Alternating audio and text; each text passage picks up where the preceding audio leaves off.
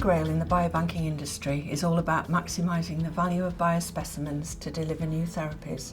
There is a mindset that it takes many years to develop a new therapy. We believe that it should take no longer than 48 hours from a researcher requesting a sample to having the order processed and dispatched to them. In order to support our clients in achieving their aims in maximising the value of their collections, we at Fisher Bioservices in the UK have installed a Lyconic semi-automated biobank to manage their increased demands of sample utilisation. Previous models for biobanking capacity was based on retrospective data extrapolated over the next 3 to 5 years. However, with expansion of the clinical development portfolio and the application of personalised healthcare strategies, in other words, selecting appropriate and optimal therapies based on the needs of the individual patient, there will now be significant growth in sample collection due to increased patient populations and support for diagnostic testing. This is a significant investment, but it will provide us with some of the solutions for large-scale rapid access biobanking.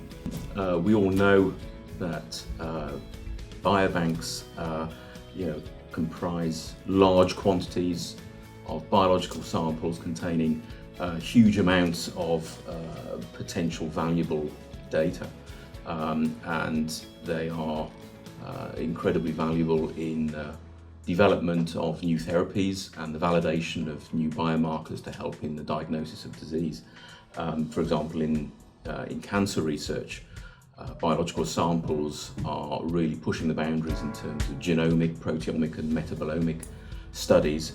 One of the key aspects to any biological collection is rapid access and the availability of samples for researchers to use. I think consequently there's more pressure now on biobanks to deliver samples that are in better condition, with better annotation, and with a more rapid turnaround time to enable researchers to start development absolutely as soon as possible.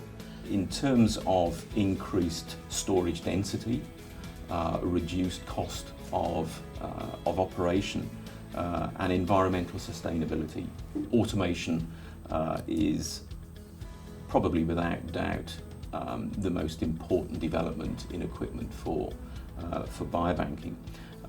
So for example, the physical footprint of an automated store in terms of sample density is probably 50% of that would be required for conventional -80 ultra-low temperature freezers. The actual energy consumption might be only 10% of the required usage of conventional freezers. So for these reasons alone, the cost of biobanking is being driven down. And also, more importantly as well, the reduction of human error. So when large quantities of samples are being retrieved for researchers, the potential for human error for picking out samples is dramatically reduced with any kind of automation. And I think in the future we will see more and more biobanks investing in automation.